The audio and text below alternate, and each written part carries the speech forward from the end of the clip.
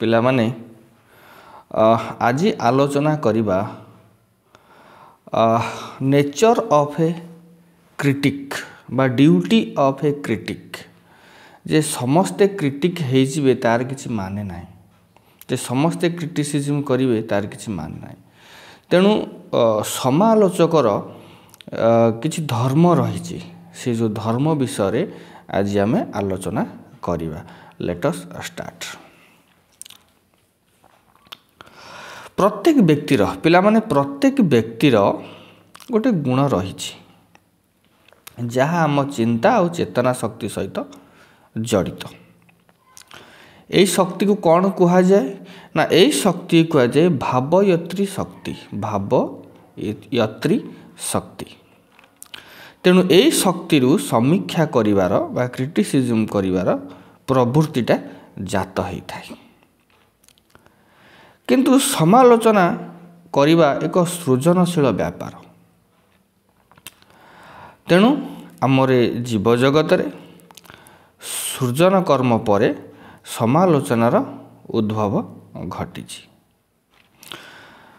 जे समालोचना करिथाय आमे ताकू समालोचक कहि थाउ। सेही समालोचकर विचार बुद्धि द्वारा सृष्टि कर्मर वैशिष्ट्य और महत्व निर्धारण होता है। कहा द्वारा से जो समालोचकर तार विचार बुद्धि द्वारा से जो सृष्टि जो कर्मर वैशिष्ट्य और तार महत्व निर्धारण होता है। तेणु प्रत्येक समालोचकर जे समालोचना करिथाय तार विचारटा निरपेक्ष होइथिबा दरकार। कहा सपोर्ट रे से नथिबो एवं युक्ति निर्भर सिद्धांत साधारण पाठक को जोटा आकर्षण करिवो ता मध्य होइथिबा दरकार। तेणु समालोचना साहित्य बा लिटरेरी क्रिटिसिज्म गोटे तार रुचिटा विकासर सहायता होता है। तेणु आमरे सारस्वत जगत रे समालोचकर स्थान अत्यंत गुरुत्वपूर्ण।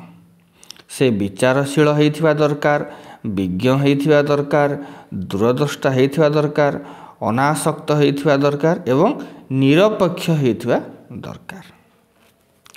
से जेतेबेले जो मंतव्य दौची से मंतव्य काल रे यथा संभव तार नॉलेज थिबा दरकार ता उपरे एवं तार जो भावटा को परिप्रकाश करिबा मध्य दरकार। किंतु केते क्षेत्र देखा जाए जे प्रत्येक समालोचना जदि सृष्टिधर्मी न हुए ताले सेटा हृदय को छुई न थाए। तेणु प्रत्येक सृजनधर्मी रचना रे स्रष्टार जे सृष्टि करिछि तार समालोचनात्मक आभिमुख्य रहिथिबा दरकार। तेणु टीएस एलियट कौन कहते टीएस एलियट प्रति स्रष्टा को जड़े जड़े समालोचक भाव में टीएस एलियट स्वीकृति देइछन्ति। तेणु उत्कृष्ट कवि परी सार्थक समालोचक मानकर संख्या मध्य खूब कम। तेणु सार्थक समालोचकर केतक धर्म विषय आमे आलोचना कले जदि यही सब कंडीशन पिला माने फुलफिल न होबो ताले आमे ताकू समालोचक कहि परिबा नाही। कौन तो डिटेल्स वर्णना करिबा ना लेखक प्रति जे लेखिछि तमे आमे ताकू समालोचना करिबा। तेणु ए लेखाटा को जे लेखिछि से लेखक प्रति सहानुभूतिशील हेबा समालोचकर एक विशिष्ट गुण। सहानुभूतिशील हेले से स्रष्टार सृष्टि को हृदयंगम करी तार यथायथ मूल्यांकन करिथाय। जे ता बोली आमे स्रष्टार सबु भूल को धरी माने घोड़े देवा ता ठीक नुह। तापर कौन देखिबा ना समालोचक जे समालोचना करिथाय यथा संभव सहनशील हेबा आवश्यक। जणकु एते मात्रा रे आमे क्रिटिक करिया बोली मन इच्छा तो समालोचना करिबा ठीक नुह। तेणु टिके सहनशीलता हेबा मध्य दरकार। तापर कौन ନା ଆମେ ଦେଖିବା ଯେ ସମାଲୋଚନା କରିବା ପୂର୍ବରୁ ଯେ ସମୀକ୍ଷକ ସେ ଜଗତ ଜୀବନ ଓ ସାହିତ୍ୟ ସମ୍ପର୍କରେ ତା'ର ବ୍ୟାପକ ନଲେଜ ଥିବା ମଧ୍ୟ ଦରକାର। ନହେଲେ ଅଗାଡ଼ି ଗୁଡ଼ା ଆସିକି ଯେଉଁ ସମାଲୋଚନା କରିବେ ଭାରି କଷ୍ଟଦାୟକ ଦୁଃଖଦାୟକ। ଆଉ କ'ଣ ନା ଯେ ସମାଲୋଚକ ତା'ର ଆତ୍ମସମାଲୋଚନା ଆଗେ କରିବ, ତା'ର ଅହଂ ଭାବଟାକୁ ତା'ର ଗର୍ବ ଭାବଟାକୁ ସେ ମନରୁ ଦୂର କରିବ। ତୁ ସମାଲୋଚକ ପରି ମନରେ ଗର୍ବ କରି ଯା ନାହିଁ ତା ଯେଉଁ ଗୋଟେ ଲେଖା ଲେଖିବା କେତେ କଷ୍ଟ। ମଣିଷ ଭାବନା ଶକ୍ତି ଉଦ୍ଭୁତ ହେଲେ ହିଁ ଲେଖିଥାଏ। ଲେଖିବା ଗୋଟେ କବି ଲେଖିଛି ତା'ର ମୂଲ୍ୟଟାକୁ ଆମେ ବୁଝିବା ଦରକାର। ଯେ ସମାଲୋଚକ ଯେ କ୍ରିଟିକ୍ ତା'ର ଗର୍ବ ଅହଙ୍କାର ମନ ଭିତରେ ରହିବନି। ଯଦି ଗର୍ବ ଅହଙ୍କାର କରିବ ତାହେଲେ ସେ କ୍ରିଟିକ୍ ହୋଇପାରିବ ନାହିଁ। ତେଣୁ ଆଜିର ପୃଥିବୀର ସାରସ୍ୱତ ଜଗତରେ କେତେ ବା ଜ୍ଞାନ ବିଜ୍ଞାନର ସମନ୍ୱୟ ଘଟିଛି ତାହା ମଧ୍ୟ ଦେଖିବାକୁ ପଡ଼ିବ।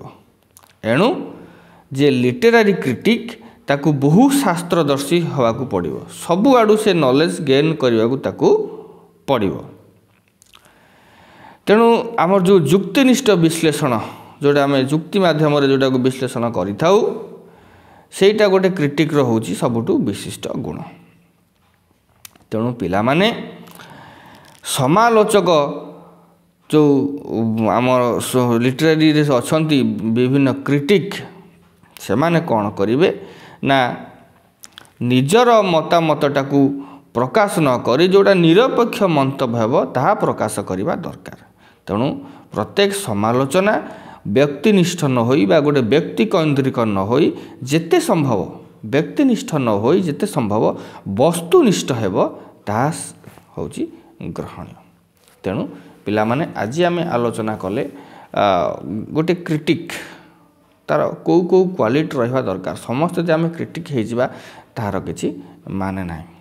ମୁଁ ଆଶା କରୁଛି ନିଶ୍ଚିତ ତୁମକୁ କ୍ରିଟିକ୍ କିଭଳି ହୋଇପାରିବ ବହୁତ ନହେଲେ ମଧ୍ୟ ଅଳ୍ପରେ ମୁଁ ଦେଲି। ତୁମମାନେ ନିଶ୍ଚିତ ଭାବୁଛି 10% ମଧ୍ୟ ଗ୍ରହଣ କରିଥିବ ବୁଝିପାରିଥିବ।